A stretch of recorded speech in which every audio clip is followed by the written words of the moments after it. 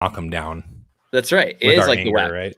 Yeah, The exactly. I mean, whack-a-mole. it's still part of the game. You know they're going to Yeah. come up, and you still got to knock Right. them down. Yeah, and you're not going to win the game unless you knock them down, right? Welcome to Reformgelical, where the Reformed and Evangelicals meet. My name is Matt Williams. I am co-hosted by the great, reasonable Latino, A.D. Robles. How you doing? I'm doing well. How are you? I'm doing great, but probably not as great as you because you just got back from vacation. This is true. It was very nice. I didn't sleep a lot, so it wasn't relaxing, but it was fun. Oh my goodness, man! Your brother was making fun of you on Facebook all week long. He often does that. And you just started coming back with shows today, and boy, did you ever pick the day to come back on. I sure did. Man. Wow. It's all providential, you know what I mean? But the thing is, honestly, the way the news cycle is these days, any day would have been like that. That's so true. But yeah, I mean, record-breaking stuff today. I agree. And maybe not groundbreaking, definitely groundbreaking and pivotal. I think we're going to look back at this day as kind of like the pinnacle of the shift. Why do you say that, Matt? Well, today we had our good friend John Harris get into a conversation with Tim Keller. Before you move forward, I heard a little birdie told me, and it might have been John himself, that he's attending the Fight Laugh Feast conference. Is he really? I think so. I think he's going to be an exhibitor, but I'm not sure. Oh, we should do a show with him. We should. That'd be good. Yeah, why not? Anyway, continue. Yeah. So I saw that John Harris was getting into a little Twitter debate with Timothy Keller, the Yoda of the Christian faith, as he's been dubbed by many, or just A.D. Robles, actually. Has anyone else called him that, or was that your thing? I think somebody else called him that, but I think I was the first to use it in a derogatory way, because Yoda's a very beloved character, but I think he's overrated. Yeah, I agree with you. I don't like Star Wars. You watched them probably once each. Yeah. And I have to say, though, what you said made a lot of sense. Like, why do we like this guy? He's not really powerful. No. Yeah, he's like sorry, go ahead. No, they tried to redeem him in the prequels. They tried to make him cooler, but even there, he's a failure. Mm-hmm. And then he goes into hiding for like decades. It's like, what kind of a loser does that while the universe burns? Everything they tried in the sequels failed. There's nothing they succeeded at. Let's be honest here. That's crazy. Zahid, hello. How's it going? Thank you for watching live. You guys can watch the show live. We are live streaming. I should just say this mid-conversation. 7:30 Eastern, Thursdays. I'd love for you guys to join us. You can always catch us on the flip side Fridays. I have to say, the live stream, like the comments have been pretty good lately. We've had a lot of comments lately. Yeah, it's been fantastic. It makes the show, honestly. It does. It really does. Certainly not us. But back to this pivotal moment, I think, and I want to talk about why I think it's pivotal. I think you agree with me, AD, is John Harris, a online pundit, got into a discussion with Timothy Keller on Twitter. And to kind of give some background on this, and correct me if I'm wrong, but Timothy Keller doesn't really respond to things on Twitter. He doesn't really respond to critics at all. Not often. He has responded in the past. I've seen it. But usually it's a very brief conversation. It's usually one tweet at most. And most of the time when I've seen it, it's been like a special event where he solicits questions. Like he says, okay, let's do a quick Q&A for 30 minutes. And he'll do that kind of thing. And it'll be one tweet responses typically. Not a rule, but as a general, that's what he does. And this is common of most Big Eva type people. Yeah. And I honestly, if you don't want to be on Twitter that much, totally understand. I'm not knocking him for it. I don't think it's good or bad. It's just what it is. And to me is what makes it so much more significant. Oh yeah. Because when I saw it this morning, going back and forth for a little bit, but they've been going back and forth all day today. Yeah, for a while. For a while now. And that makes it so much more significant because it's funny. We've started to see a trend. One, they ignored us early on, maybe year and a half ago, maybe 2 years ago. And then they started writing indirect articles at us. Yes. And when I say us, I'm not just meaning AD and myself. I'm just talking about the group of us. The non-guild commentators, let's say. Correct. The non-guild. And then they started to talk about how our tone was bad, that you should listen to your pastors, not us, and we shouldn't be saying these things online. We shouldn't have these platforms, even when themselves are trying to have these platforms. Right. And then a couple of weeks ago, it turned to, which I thought was kind of a big deal, where even if we're right, we're still not right because of Right. how we're saying things. Right. And then now we're seeing that it seems like we're such a threat to them that people like Timothy Keller feels the need to address and argue and defend himself from what we're saying. And that is, to me, not necessarily the game changer, but the evidence of how the game is changing. That's Do right. you agree? I completely agree. When I saw this, so I'm one of these that I'll jump on Twitter in fits and starts. So like there'll be sometimes when I don't hit up Twitter for an entire day, and then sometimes I'm on there a lot. And so today was one of those days where I was tweeting out stuff, but I was pretty much ignoring it for the most part. So then I get a DM from John and say, "Are you seeing this?" And I asked him, I don't know, I'm not seeing it, obviously. So he linked me to what was happening. And I shot him one of those Facebook voice messages. You know what I'm talking about? Yeah. And basically what I told him was, this is remarkable. I hope you're extremely encouraged, because people like Tim Keller don't respond to you on Twitter in a vacuum. It's not like they just randomly happen to see it and we're like, well, I'll respond to this one. You know, it's not like that. Right. It's like he knew the name John Harris. Tim Keller knew the name John Harris and saw this as an opportunity. And so it is remarkable. John Harris is spoken about in Big Eva circles. There's just no question about it. I think John already knew that, but Tim Keller is a player. You know what I mean? He's a big name. Yeah. The highest person that I've ever gotten to respond to me, I think, is probably John Lehman. And I would say B-list probably is John Lehman. Yeah. But anyway, remarkable stuff. And I told John that he should be very encouraged by this. It's a game changer. Absolutely. He should be very encouraged by this. And he is an A-lister. I mean, he would be like the Yoda in the role. Yes. I mean, he is respected by all the liberal Big Eva people.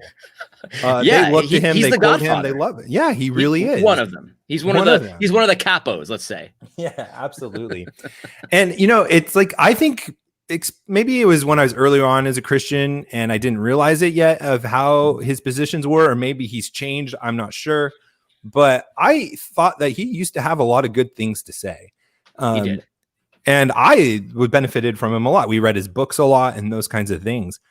But for some reason, it's just he's maybe the last couple of years that I've been really paying attention to following him, that he's going the way of all these other Big Eva people, where they're being ambiguous, where there seems like they have this ulterior motive that they're not trying to hide, or they are trying to hide, but they really can't anymore.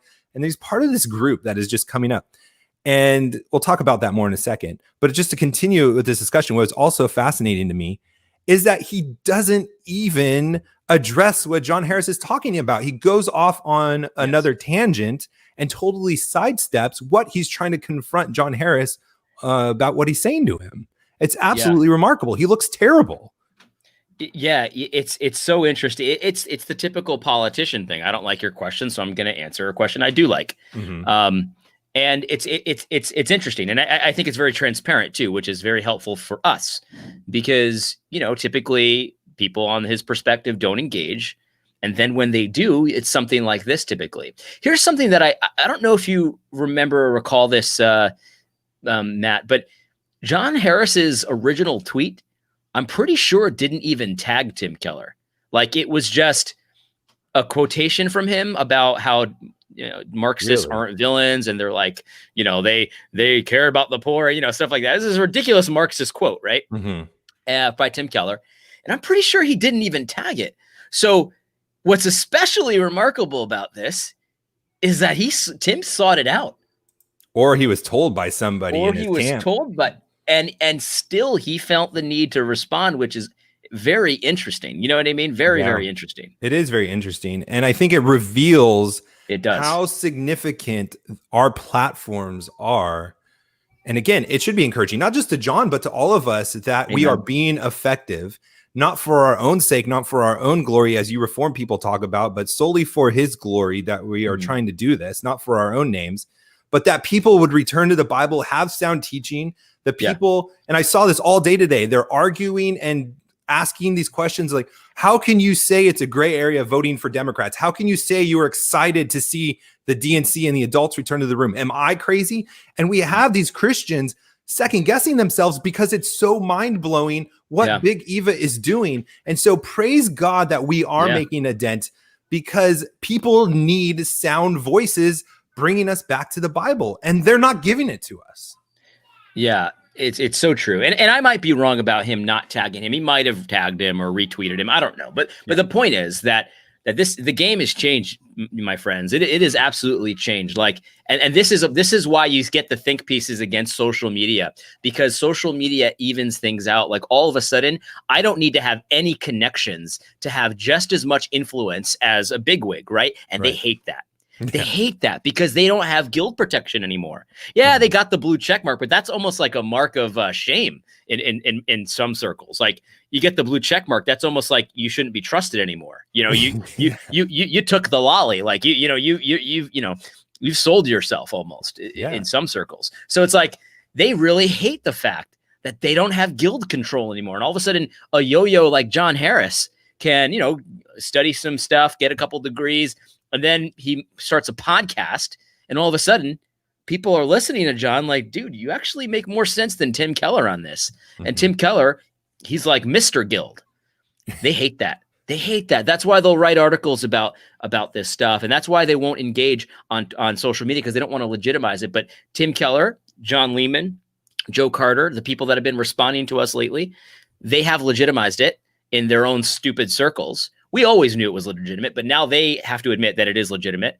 Right. And so this is amazing stuff. And let me just say one more thing before I let you go, Matt, is that I don't care if they respond ever again.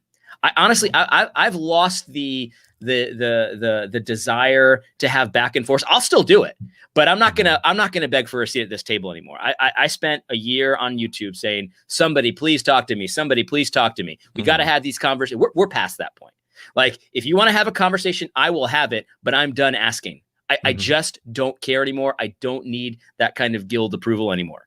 So I don't care if this happens. I'm glad it does. But the thing is, the fact that it did happen means that they know that John Harris, people that are not in the guild, are now a threat to their guild control. People aren't buying into the guild as much as they used to. Yeah, praise God for that too. And we're doing it without the multi-million-dollar salaries that the ERLC gets away with somehow. Oh, yeah. I mean, gosh, I wish I can get paid millions of dollars to retweet. Oh, Matt, that was amazing. So I don't know if everyone saw this on your Twitter feed, but was it last week where we said that basically the ERLC is just a bunch of retweet? Yes, yeah. That's all they do. That's all they do. And then, like, today, they retweet some Supreme Court decision. This was the right call. Like, we're so grateful. Like, this is so much of retweets. They retweeted an article that quotes the ERLC retweeting their support. Let me read it to you. I got to think that this guy at the Baptist Press heard this show and wrote it. Like, why else would you even mention in your article about a Twitter comment by ERLC? Their own articles are their own tweets are newsworthy. The Southern Baptist Ethics and Religious Liberty Commission responded on Twitter by commending the decision and quoting its president, Russell Moore, who had said of an earlier Supreme Court decision in a similar case, what we don't need is a government forcing people to use their gifts to say things that go against their deepest held conviction. So this is like a retweet, because they're quoting in their retweet Russell Moore about a quote he said about another case that didn't have to do with this one. Unbelievable. This is why their research budget is like $10, because this is their research. They research their own tweets that were retweets of other tweets. Mm-hmm. Oh my gosh. But it's funny, it reminds me of you ever see those there's this one, like, this YouTube scammer who was like he like claimed to be like the richest 19-year-old or something, and he said that the biggest money-making opportunity of our generation, you're not going to believe this, was basically taking Reddit posts and then, having a robot voice read it and uploading it to YouTube. So you don't have to put any effort into the content, but you'll get clicks and you'll get ad revenue by having a robot read the Reddit posts, just word for word, not commenting. I'm just reading them. And he said that was money. That was a scam. Obviously, everyone could see that was a scam. Right. But that's what the ERLC does. They just recycle their own content, which is basically just retweets. Yeah, it's absolutely terrible. I agree with the human flourishing of the Supreme Court's decision. They did take a strong stance supporting John MacArthur too. I saw that post. They've been tweeting about it all day long. Yeah, they're the Ethics and then Religious Liberty Commission, and so this is right up their alley. This is like, this is the thing. Like, this is the reason that they exist, is this exact issue. I went on their Twitter feed to just see if they did say anything, because I wanted to talk about it on the show, because it's been updated, the developments. California fined them $20,000 and is trying to get them to pay up. And John MacArthur, I'm imagining, is saying no so far. That's about the latest developments I know. We should probably have Phil back on to talk about that. And so I go through, and you know what is like tweeted about over and over again is the rising threat of human rights in China. And that's like the theme that they're going off of right now. There you go. That's their thing. So in the middle of a religious liberty crisis, and if you remember last week, they had one of his goons. He spent a couple hours with the LA governor or mayor's office, and he was very encouraged by the end of that meeting. If you remember, he was very encouraged about the partnership that they had forged there. And then this week they're getting fined $20,000 or whatever, at least $20,000. Yeah. And, they're really concerned about China. They're very concerned about China. Listen, it's okay to be concerned about China, but I don't know. I mean, it seems to me that the Ethics and Religious Liberty Commission should probably concern themselves with religious liberty here instead of just LARPing everywhere else. Yeah, you would think. I don't know. That's what I would do if Call I me was a fundamentalist. If I was representing the Southern Baptist Convention, I don't know of too many Southern Baptists in China, but I would think maybe in the Southern China Seas or something. Yeah. Yeah. Oh my gosh. But yeah, so just all that to say this is we don't care about sitting at their tables. And in fact, I don't want to. I don't care if they respond to us ever again. The significance of it and the joy I have of seeing the validation that they've given podcasting platforms like us is for the other people that are watching. Because whether Keller knows it or not, whether Lehman knows it or not, or whoever writes their articles about us, they are not only sounding stupid because their arguments are foolishness. Yes. But they're validating us and allowing and giving permission for other people to listen to us and hear what we have to say. That's right. And I don't think they realize that. I don't know if they did or not, but that's what they did. And that's what I'm thankful for. Well, I think they do realize it. And let me say this, Matt, because this is, I think, the main reason why they don't engage in general, because they're afraid. And I think I've seen this in a couple of articles. I think it was an article by the president of Midwestern Baptist Theological Seminary, who's typically a pretty good guy. So he said that one of the reasons he doesn't engage is because he doesn't want to give the story legs. So this is something they talk about, right? Mm-hmm. But the fact that they have been engaging means that they're in a desperate situation and they know it. They're in dire straits. They can see that I can upload a video onto YouTube and it gets just about as many views as theirs, which has production value, a nice microphone. Everyone's complaining about my mic. I get it. My production value sucks and I'm working on it, but including me, by the way. Right. You're one of them. But anyway, the point is that they've got these big budgets and they can't seem to figure it out. They don't understand what it is. And the reality is it's your message. Nobody wants to put up with it. Nobody wants to hear a bunch of whining sissies. So that's it. What it is, you're not going to change your message, or you're just going to, try to delegitimize it. And so that it's desperate. They know that this doesn't look good. They know that they've written articles about the dangers of social media, blah, blah, blah, blah, blah. Yeah. They are desperate. They have no other choice. They have to engage, and they'll continue to engage. And I'll tell you right now, like I said, I don't care if you do or not anymore. I'm done with that. That part of that was old AD when I was really winsome. I've stopped caring about that. I don't care. I'll come to your conference, but it's going to cost you. I'm not coming for free. Mm-hmm. And that's that. Yeah. I don't even know, honestly, I don't even know. I mean, a lot of these, maybe there'll be some exceptions to it where I don't even want to come to your conferences. I don't want to be associated with you at all.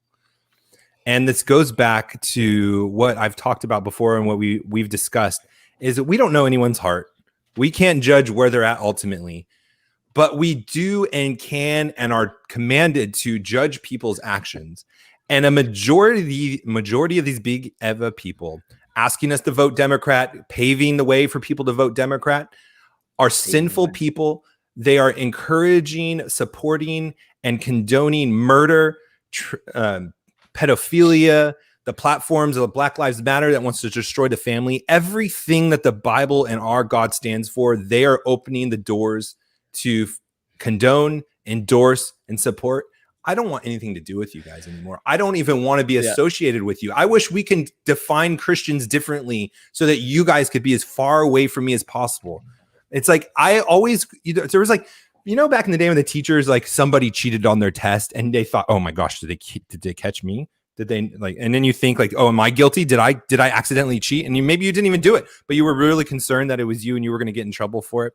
Yeah. I always felt that way about the lukewarm believer, where Jesus talks about in Revelation, where it's like, oh, because I do sometimes cling to this world, and I do sometimes have to repent of idolatry in my life and putting things above God. And does God consider that? And honestly, 2020 has totally clearly shown what a lukewarm Christian looks like. And it's somebody that supports a party that advocates for child murder, and someone who justifies it. And it absolutely is disgusting. It's sick. And it makes me want to throw up. I totally see now what God is talking about, spitting water out of your mouth, because I want to do the same thing. So no, I don't want to go to your conferences. I don't want to be supported by those of you doing this. It's disgusting. It's disingenuous. And we don't even have the same Father anymore. And I'm treating you that way based on your actions and what Romans 1 tells me. Wow. That's fire, man. Let me say this as well. I would be probably 100 times more likely to accept your weirdo reasoning for why you could vote for a pro-choice candidate if you weren't simultaneously telling me that we can't even have fellowship with racists. Like they can't be allowed at the table. I would kick them out of my church, and basically you can't vote for Donald Trump because he's a racist. Mm-hmm. Like the fact that your brain can't see the problem there, right? You can nuance killing babies to death, but a racist somehow non-negotiable, non-starter. Like if you don't understand why that's so obviously, transparently stupid to say something like that and to act like that, I would argue that that's evidence of God's judgment. Like he's made you stupid. Yep. He's made you stupid. It's not like normal human level stupid where you make an oopsie, because every human makes mistakes, right? We do oopsies every now and then. I say stupid things, right? Yeah, I even said one today. I misspoke, right? Human level stupid oopsies, right? But God can actually reach down and twist you so much that right is left, up is down, all that kind of stuff. And so like when one side of your mouth, Jonathan Liebman's like, well, I would never have fellowship with a racist. I would be strong and brazen. You could get out of my church. Like, we don't believe you, first of all. But if you are going to go with that, you can't then go, but I accept the ultimately nuanced thing that somehow if you have welfare, there's less abortions even if you're pro-choice. And even that reasoning, like in the video today, like I did, even that reasoning is like, well, I'm not trying to be pragmatic about this. Like, I'm against abortion. It should be outlawed because God says so. It's simple. And whatever. But like, this is the whole thing. Like their reasoning makes no sense on the face of it. I'm supposed to think Trump is the devil because, he doesn't want illegal immigration, but Biden's not the devil because though he might be pro-choice, I might disagree strongly on some political issues, but he's for human flourishing and for the Black community. So I could easily see someone voting for him. It's absolutely crazy. Can I stop you real quick before you get into this? Because I just got something hot off the presses. Oh, love it. Okay. Breaking news. This came from a friend. I'm not going to name him because I don't know if he wants to be named. A lot of my friends are like that, Anyway. The AND campaign, Matt? Mm-mm. Okay, the AND campaign is this thing. We're going to have to talk about this because this is what people are being duped by right now. So like old school stuff, there were some things, Jim Wallace, Sojourners. That was what people used to get duped by before. The AND campaign's the new hotness. And actually, Tim Keller is on the AND campaign. He's on the executive board or whatever it is. Okay. And the AND campaign is justice or it's something like it's basically trying to say that a Christian can't be a Republican or a Democrat. There's this third way. We got to have both, right? Basically all it is a campaign that's lying to you, pretending like you can't be Democrat or Republican, but vote Democrat is what it is. Oh. But it's kind of been low key for a while that they were like that. As soon as I saw it, I knew what it was. Not because I'm smart, but because I'm just in this field. You know what I mean? Today, they retweeted a post from Michelle Obama. Remember, Tim Keller sits on this board. Okay? Yeah. Michelle Obama. Joe Biden is a profoundly decent man, guided by his faith. As president, he will honor the lives and experiences of every American because that's what he's always done. I can't wait for you to see the Joe I know tonight. In the meantime, text vote to whatever. It's a political plug, right? Right. And the Yank campaign is retweeting this. So it's like, so the mask is slipping. They're getting desperate. They can't play the game anymore, right? They have to do. So I just wanted you to see this because this is Tim Keller, right? This is what he's promoting. Yep. He might not say, I want you to vote for Biden, but everything he does say, and the boards that he sits on and all of his actions and activities are designed to get you to do that. He doesn't have the balls to say it. That's exactly what I said in my video today. Big Eva is too sissy to actually say what they want. So they try this other stuff. They think this is going to work. Yeah, it's a bunch of effeminate fighting. That's what it is. It is. I don't think it's going to work, but this is what their attempt is. And the mask is starting to slip. You're starting to see them get a little more open about this.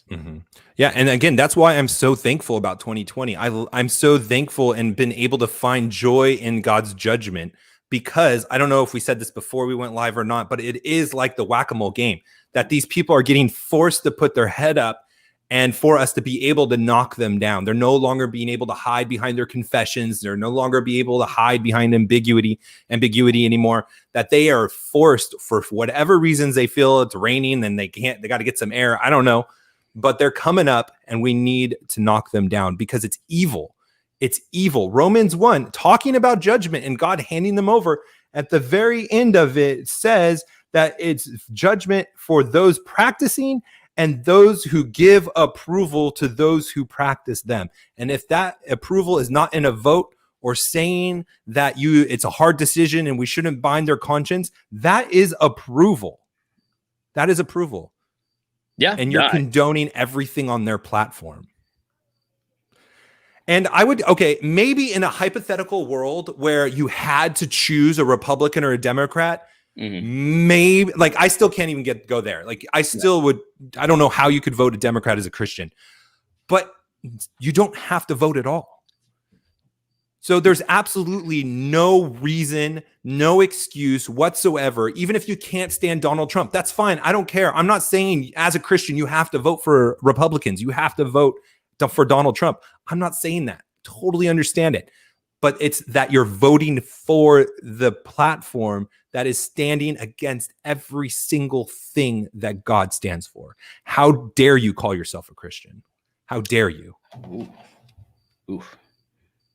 And I can say that not because it's my opinion, not because we just disagree. This isn't philosophical, but it's because I have the word of God that says liars, murderers, gossips, disobedient, foolish people, ruthless, they deserve death. It's not me saying how dare you, it's God. And those who condone it the same. Yeah, that's right. Yes, it's amazing. It's amazing that, and again, like I said, I'd be much more likely to accept the reasoning if it wasn't so contradictory on the face of it. I mean, these same people would never, and they're on record saying that you don't have the right to call yourself a Christian if you have racism in your heart or whatever it is, or you're promoting racist things or whatever. Like a lot of them are on record saying that. And so I guess I have to believe that not liking, someone because of the color of their skin in their twisted mindset is actually worse than killing people. You know what I mean? It's killing babies. Like I have to assume that that's what you mean, but it's not what they mean. They just are all twisted up. They've been made stupid. Of course. And they're not consistent. They're full of crap because Matthew Hall is still at teaching the seminary, right? He's still a provost. I haven't heard anything about him resigning or getting fired. Yeah. So I guarantee that they're hanging out with him. They approve him. So I just don't believe a word they're saying.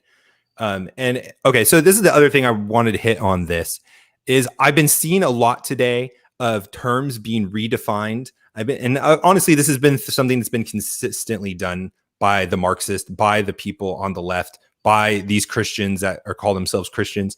is they'll say a word and they'll mean something completely different. It's pretty Mormonish, to be honest. Yeah. And I just want to say that's lying. That is sinful. You're being dishonest. You're not telling the truth. And we should call them out on it as such. We shouldn't put up with the games anymore. If God has blessed us and given us grace to see these moles whack up, we need to start hitting them and start calling them out, not only for their sake, so that hopefully God will bring them to repentance. And if they do, I'll welcome them with open arms. Again, this isn't personal. I'm not angry at them. I don't have a grudge against any of them, but it's their message. It's what they stand for. And I pray for their repentance. I'm not trying to win like users. I'm not trying to win their seats at the institutional, country club, whatever, but I want them to repent. But we need to call it out, not just for them, but for their followers as well. It is our responsibility, because just letting it go is a way of us condoning it in some sense too. So we got a question for you, Matt. Okay. Yeah, we have good questions I want to hit. Okay. So Eric Yeager. Oh, boy. Who are you voting for? Oh, I'm voting for Trump for sure. Explain yourself. 100%. Okay. So I didn't vote for him last time because, one, I didn't believe him. I thought he was lying. I thought he was going to be a Democrat. I thought he was running the most genius play in the world, playing into the anger and all that stuff, and was going to come in and basically just rule as, probably Bill Clinton-ish kind of positions. I am voting for him now because, one, I think his record justifies it. I think he's done a pretty good job. He's done better than most presidents in my lifetime. And I can't stand any of the freaking Democrats at all. And I can't stand the people trying to justify their positions and how self-righteous they are and looking down and being condescending at Trump when they're just as bad, or if not worse. So it's a combination of, I think Trump's done a pretty good job, and I can't stand them. So let me ask you this. So some people, a lot of people were in your same boat, and they were saying, well, I don't know if I trust him. I think he's a secret Democrat. A lot of people said that, I think. Yeah. Because it made sense. I mean, he's hanging out with Bill Clinton and Hillary all the time. Yeah.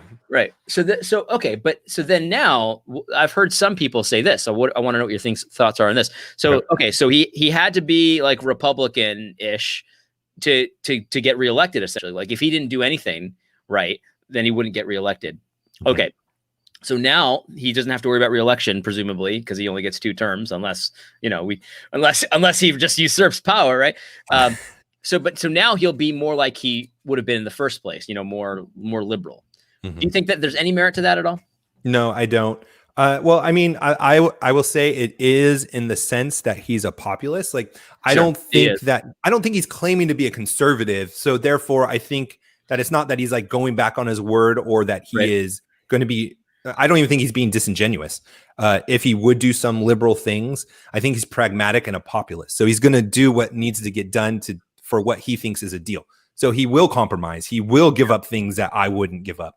And I think that's what we've seen. And there's no way that the Democrats have treated him the way that they have if they thought he was on their team. There's no way. I mean, they're starting the impeachment talks again. They're starting the Russian collusion talks again. So there's no way. There's no way. They don't believe it either, in my opinion. What do you think? Yeah. Well, I listen. It's always a possibility, I suppose. Anyone that you vote for could go against what they said they were going to do. But I would Supreme Court. Yeah, it's true. I would say he's been way better than I thought he would be the first time. Way better. And so I think he's done a decent job. Now, there's so many things I could quibble with him about, and there's so many things that I would be completely against what he did. Like the stimulus dollars, and he wants more. I'm totally against that kind of stuff. But the reality is that the way I've been kind of looking at things. Matt, you still there? Oh, there you are. You still there? Yeah, sorry, my computer went on and off on me.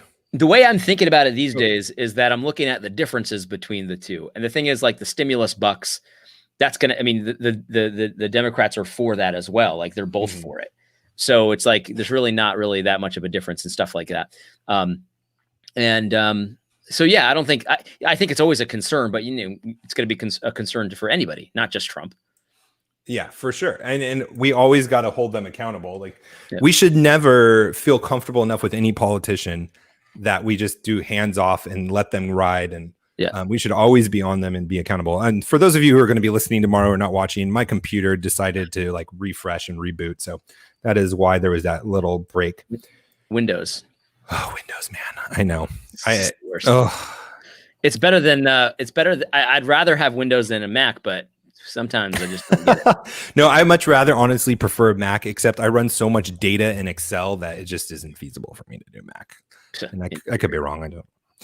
Okay, so going back to some of these comments, because I want to address these. Some of these are good. Sean said, we're going to bookmark the stream when y'all have 1 million subs and y'all change. And I think, honestly, Sean, I want you to bookmark this. I want you to remind us of this. I want you to call us on this. This is something that I have shared with all of my podcast colleagues behind the scenes for some time, is that we have to remember that these people were like us earlier on, and that we all have the danger of not finishing strong, not staying faithful. And we have to encourage each other not only to stay faithful, but not even have that institutional mindset that we need to be discipling others, growing them to take over our positions. We don't want to sit in a high castle and push everyone off. We want to have discipleship relationships. We want to be pushing everyone towards Christ. And so please, all of you, hold us accountable. We want the pushback. We want to stay faithful. And sometimes we're not. We have a sin nature. We have tendencies to build pride. That's something we constantly have to check. So please bookmark it and please call us out on it. I beg you. Yeah. Well, you know, every now and then I'll put out a video that's a little crazy where I'll say something, you know, insane. Like, let's think of something that I think we should bring back slavery in instances of theft where you can't pay back what you stole. So I think I've got some built-in, kind of baked-in beliefs that will never allow me to have over a certain amount of support. Well, see, 80, that's your problem, is you're just saying it wrong. It's saying we need to end the prison system, slavery system, and make it more humane by connecting it to the victim. So it's not you bringing it back. It's us doing prison reform, basically. Right? It's true. I could say it that way. Yeah, you got to just brand it correctly. Oh man, but no, it's actually I think he's hit the nail on the head. That is the temptation where you get big enough and you want to keep it. You want to keep the record deals, or not the book deals coming in and stuff like that, the conference speaking fees and things of that nature. And it's hard to do that if you're actually just telling the truth. So that's why you get the soft pedaling stuff. That's why you get, well, God just whispers about sexual sin. You can't keep a platform as big as his without saying stuff like that. At least that's what they think. It's not true, but that's what they think. Right. Let's see. Adele says the sheep's clothing is slipping off. Absolutely right. Democrats hate the gospel. Yep. Yeah. And a lot of Christians do, quite honestly. Yeah, and that sheep's clothing thing is something I think about a lot because everyone knows about wolves in sheep's clothing. I mean, it's a verse that we've all memorized, and that concept that's kind of made its way into pop culture. And it's like, but like, think about what that means. Like, you know, it's not talking about real sheep. He's talking about people that have all the attributes. They say all the right things. They seemingly are part of you. Like, you know, they go to the same conferences you do. They go to the same charity events that you do. You know what I mean? Like, they look like you, they sound like you, they speak like you, and they don't speak like a wolf. They don't snarl. They bat, whatever that means. you know what I mean? Yeah. So it's like, so when you really think about that, then we need to be prepared for people that we thought were solid. They were solid, we thought, for years, and then it turns out that they're really not. That's difficult because it's like that could be anybody. But the only way to really know is to be, you know, very careful about believing the word and understanding the word, you know, for yourself. You know, not isolated, but make sure that when something doesn't add up, you're saying, hey, that doesn't make sense. Can you explain that to me? And then when it doesn't make sense even further, the explanation, like, put that in your back pocket, because it's like not everyone has to be right on everything, but like eventually enough of these things add up, and it's like, was he even a teacher worth listening to anymore? I don't know. Right.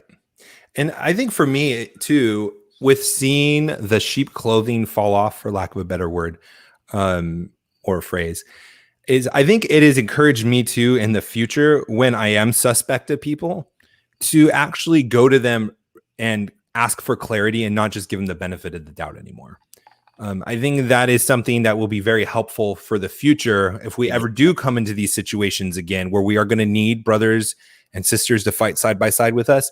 And if we go to them early on and know and get clarity, even if they are not saying what we want them to say, at least I know where they stand, and I'm not going to rely on them when it comes to the battle anymore. That's right. Yeah, they hate that. When they get challenged on explaining something, or hey, you used to say this, but now you say this. It seems like something's happened, something's changed. Here's what I would say about that. I would say that pay attention to those who are willing to talk to you about that or explain themselves, or when they change, they make a big deal of it and they say, hey, I used to believe XYZ about immigration or whatever. Now I believe this, and here was my thought process from getting from point A to point B. Those people are generally, people that you should at least listen to, hear them out. Oh yeah, for sure. But the people that are like, I've always been the same, when they clearly haven't, I've always believed this when they clearly haven't, like, probably not worth paying attention to in any way. You know what I mean? They're just not. Yeah. But the funny part is, like, a lot of times those transition stories of like why I now no longer believe what I used to, they don't make any sense. It's like, why I came out in support of gay marriage. Well, my son turned out to be gay. It's like, that doesn't make any sense. Like, it's just a terrible reason. Right. But at least they have the guts to say, well, I changed. You know what I mean? Mm-hmm. Yeah. Yeah, those aren't sheep's clothing. Those are just wolves. Those are just wolves. Good point. Which reminds me of, who was it? It was Chris Kyle in the movie where they talk about sheepdogs. And then, did you see that movie, Lone Survivor? No, it's not Lone Survivor. That's not the right one. The Chris Kyle one where he's a sniper and he ends up getting killed at the end. Oh, no. True story. Fantastic. It's played by, what's his name? I'm not going to remember his name. Great movie. Anyways, it's about a Navy SEAL, and his father is teaching him that there's three kinds of people in the world. There's the wolves, the sheep, and the wolf dog. And he basically is training his two boys to become, I'm not wolf dogs, sheep dogs, the sheepdog. And they're saying that you need to basically have the characteristics of a wolf, right? But for good, to fight off the wolf, right? The wolves, and protect the sheep.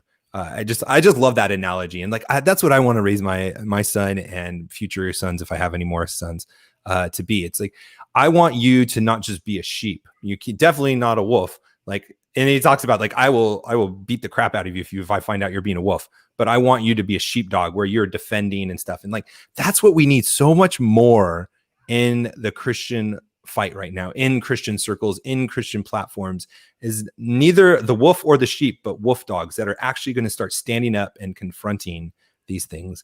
And it's so weird that John MacArthur is the one to look to right now for that as an example. And like, who else? Yeah, I mean, he's doing a great job right now. It's amazing stuff. Mm-hmm, absolutely. So maybe I gave this or sent this to you back when you're on vacation, so I don't remember if you saw this. But Governor Tom Wolf made this argument that totally proves another point that we've said. I'm telling you, we almost get the prophet status for calling things this year. He basically made this argument that, hey, we've told you to wear a seatbelt in your cars, so why don't you just do what we say and wear a face mask? And I don't know if you started to realize like the brilliance of this, but this totally, again, is a whack-a-mole situation where we're seeing the government overreach in one spot. Mm-hmm. Who are you to tell me if I need to wear a seatbelt or not in my car? Right. And then down the line, what seems like a small battle is like, oh, you don't love your neighbor, you're not going to buckle up and wear your seatbelt.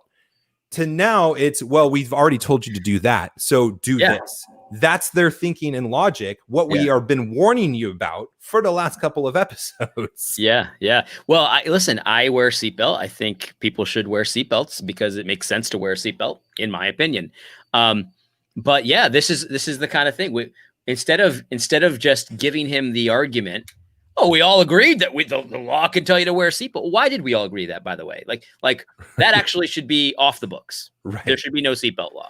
Right. I'm going to wear one anyway. You know what I mean? I got news for you. I'm going to wear one anyway. But this whole idea that you have to wear a seatbelt by law. Let's just abolish that. You're right, Wolf. Let's abolish that. Yeah, you're right. You shouldn't be telling us to do that either. Yeah. I appreciate it. And I do. I agree too. I want to wear a seatbelt. I think that is very wise. But I do not think it's wise for the government to tell me to.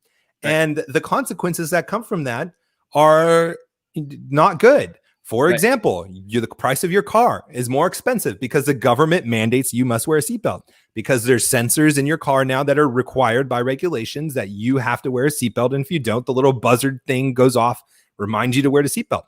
They wouldn't have put that in there if this wasn't the law, if the regulations didn't tell you to do that. So you have to pay for that, and you have to pay for a more expensive car. So there's a lot of incidents like that, on top of that we're just giving them more and more ground for them to capitalize on, gain momentum, and to win future battles for. Yeah. And I bring that up again because here we go again, another prophetic moment by Reformgelical, you and me.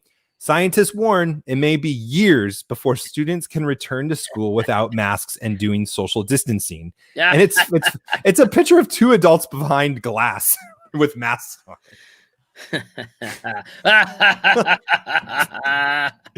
Oh my gosh, it's so insane, man. Listen. Why ever? Like, there's always going to be a new virus. We're going to be caught with our pants down eventually. So why risk it? Let's just wear the mask forever. Why risk it? I don't understand this whole thing. Like in the beginning of this whole coronavirus pandemic. It's a pandemic. In the beginning, I remember saying to somebody who was getting all indignant, "Oh, you don't want to wear a mask? Oh, you're just one of those guys who doesn't want to wear a mask." And I was like, "Well, listen, flu virus, whatever. We didn't wear a mask during the flu." And he goes, "Well, the death rate of this is 100 times, it's 300 times as much as the flu." And I said, "Okay, let's just play a stupid game. You want to play stupid games? Let's play stupid games." And I said, "What is the death rate that would cause you to say, you know what, maybe we shouldn't have to wear the mask?" Mm-hmm. Where's the line? I wanted the line. I remember I said that at the very beginning. Yeah. Just give me the line. Yeah. And of course he didn't, because he couldn't. It was just trying to get me to do something. You know what I mean? It's not really about principles. But the thing is, they were smart. I'll give them this. They were a little smart not to give us the line, because they didn't know what the death rate was going to end up being. And so whatever number they would have said, the death rate is actually far lower than that. Right. And so, but if we're all going to wear the mask, there is no line. It's why is it worth the risk? Even if it was 0.00001%. Mm-hmm. And we could save one life, we just got to save one life. Just one life. That's all. So wear the freaking mask. And while you're at it, put some goggles on. And I got a story. Yes. So I was in the mountains of West Virginia, driving to my dad's house, and we stopped at a rest stop. It was early in the morning. We left early because we wanted to get there early. Mm-hmm. And so it was like 6 o'clock in the morning, 6:30. We stopped at this rest stop. All right. Nobody's there. Nobody. Because it's 6:30 in the morning, in the middle of West Virginia. Right. So we stop, get out, we're going to go to the bathroom. And then another family pulls in. I guess they had the same idea. They were going to get there early. And so they sit next to us. They park next to us, and they get out of the car. The wife and the father get out first. And then they have 3 kids, just like we do. And the kids are like, "Okay, Bobby, I'm ready." And they're putting on gloves. They put the mask, and then they put a face shield, like they're going welding. All of them had their own face shield. And I'm looking around, and I'm like, there's nobody at this rest stop. We're done with the bathroom. We were coming out. What is going on here?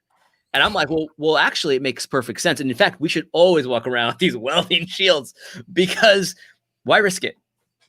Well, AD, it actually makes perfect sense. West Virginia, you're a minority. They were racist. No, they weren't. And they weren't. I can prove it, because the woman was black and the husband was white. I knew you were going to say that. And that's the best part of the story. And their kids were a nice tan color, kind of like me. And they were being indoctrinated in a culture of fear because the coronavirus is coming.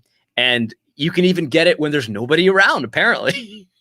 Apparently. It's contagious within the family. I mean, apparently. From each other. Wow. American Sniper Bradley Cooper, Joe Varner, thank you for texting us that. Appreciate that. That was the name I was looking for. But I bring up this story not to make fun of public schools, although they deserve all the mockery we can give them, and not to make fun of the picture of them wearing face masks, both behind a shield. So apparently a shield or a face mask isn't enough. That's why you got to wear the welding mask, you see. Because the masks are worthless, but the welding mask, let it drip down all right down into your face. If they are going to advocate for this, the scientists, the priests of their religion are going to do it for their churches and their indoctrination centers, Do you really think they're going to let us churches skate by for years and years to come? And the churches have to say no. They have to. Do they? I mean, I think they're going to extend their sabbaticals and go off for another year. We're not coming back till 2022. It's too dangerous. It's too dangerous. Matt, it's too dangerous. You don't understand. And the worst part is that, I don't know if you knew this, Matt. Maybe you've heard this. Viruses mutate. And so even if we get our vaccine, but you never know, because it could mutate, and then it's a new strain, and then you need a new vaccine. And it's like, well, and we never know which strain's going to come. You remember, how like in the flu, like they give you the different vaccines. There's like 4 different flus that go around, and like you got to guess which one's the right one. But the thing is, like, we don't know about coronavirus. There could be 8 strains. We don't know. And so we just have to wear the shield and the mask and the goggles and the full hazmat suit for the rest of time. Unless we're on Grindr, according to Fauci.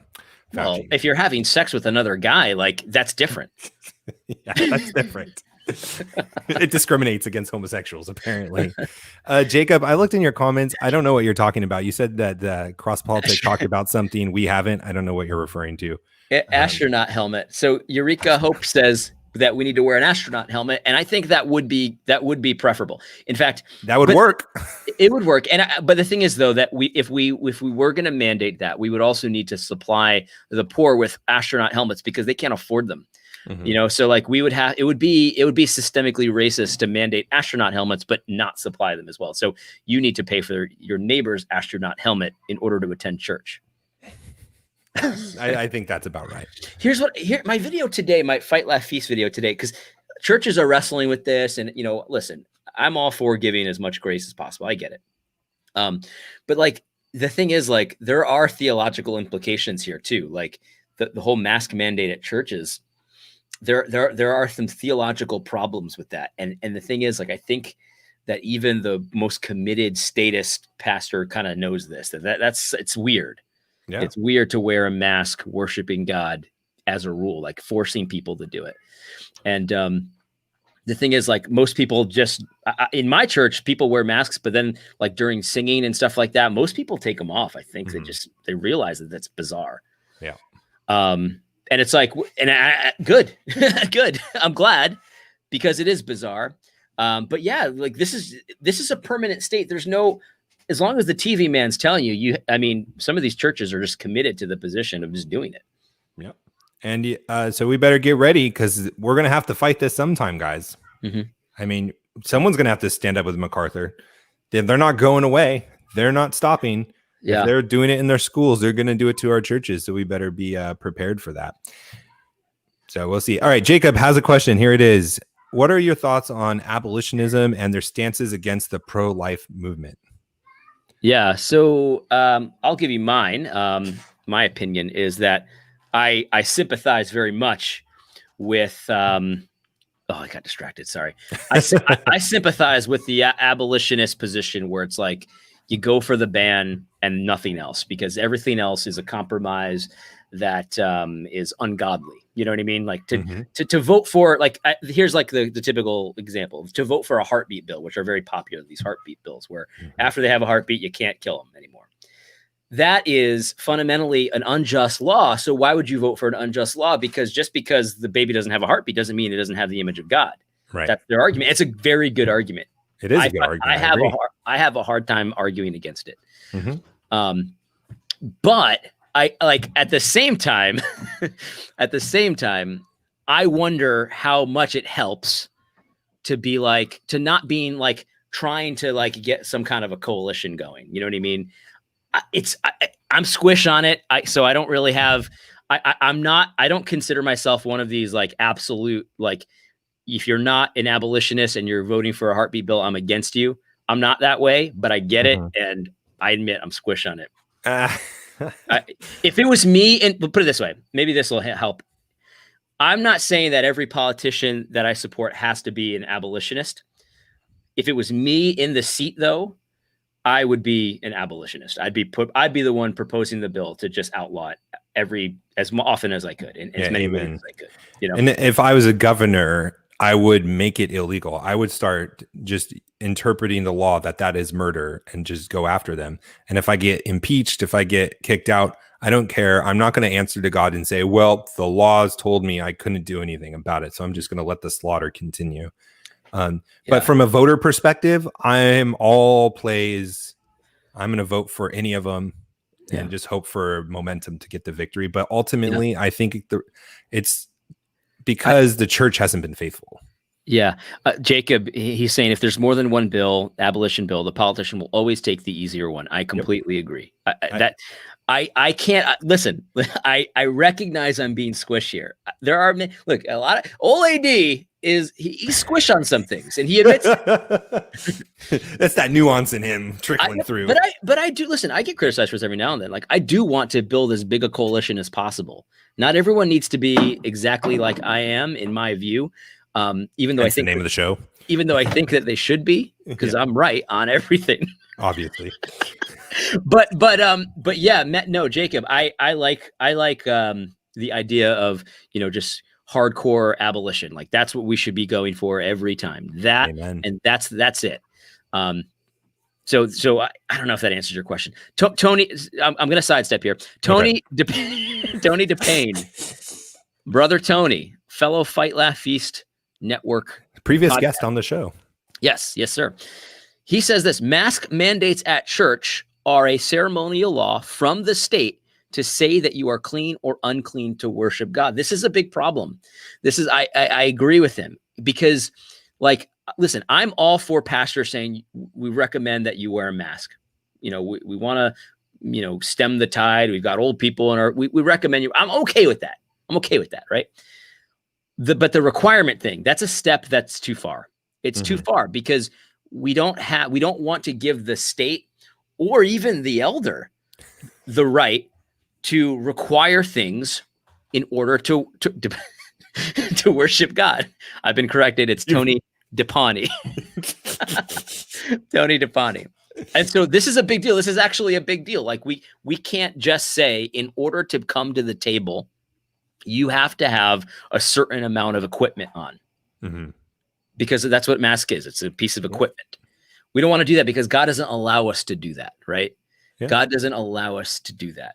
We have the quarantine laws. We can talk about what that means and the sick and what you do with them. But like when it comes to God's worship on the Lord's Day, He's told us what we can and cannot do. One of the things that we cannot do is add extra things that you need to have in order to be willing to be allowed in. That's what we're talking about. Like to allow them in. Like if a church would actually remove you or tell you not to come if you're not wearing a mask, that's another step above. It's because like there's some churches out there that are probably like Walmart where they say mask is required to come in here, but like you walk in and you take off your mask instantly, nobody's going to say anything for the most part. You know what I mean? Like that's just how it works. Like, yeah, it's required, but we're not going to do anything about it. Like that's, but then to think that there are churches out there that are saying, don't come. You can't come to the table this Sunday because you're not going to wear the mask. I'd hate to answer to God about that Sunday. That's tough. I would hate to do that. You are giving requirements for worship that God never gave. Like, who do you think you are? It's tough stuff.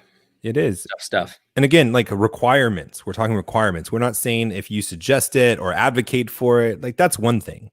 Sure. But when you require it, you are infringing on the authority of the family and the head of household. You are castrating the man by making his decisions for him, just as much as the state does that with us and telling us to wear a seatbelt. You are treating men as children and not allowing them to lead their families. And I'll also say this, like I would suggest as well, the reason why I said, Eureka says churches can request that you wear a mask, but a mandate sounds legalistic. That's true because it is legalistic. But also the request though, I want to say something about that. I kind of want to nuance that because I want to leave precedent open for, a real pandemic, in other words, where there's actual real risk for a church to say, we recommend you wear a mask if you're going to come to the Lord's table, right? I want to leave room for that. But like recommendations are fine. But yeah, right. Okay with that. But I would say in this fake pandemic that there's going to come a line when it's like, you got to stop the request too, because it's you're looking stupid, at this point. Yeah. And you know, that line is probably passed, but I could at least give a little grace to say that maybe it hasn't passed, because you look at the DNC, nobody's wearing a freaking mask. Like you look at, you know, all kinds of different situations where nobody's wearing a mask. Like it's just crazy. Yeah.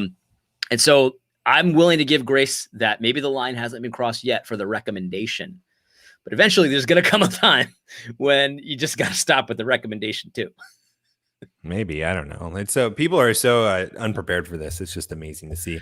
We desperately need men teaching frameworks of how to think biblically and address these things, because this battle's not ending.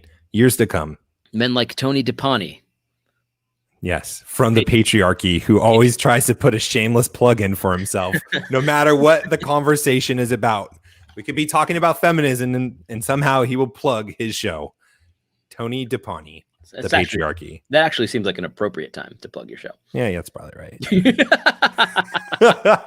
Well, thank you everyone for joining us live. Appreciate it. Thank you for your feedback, supporting us on patreon.com/reformgelical. You guys have basically covered our costs for this show, and I'm so thankful for that. I really appreciate all of your support, sharing the show. Saying goodnight for AD Robles and myself. We'll talk to you next week. God bless. Adios.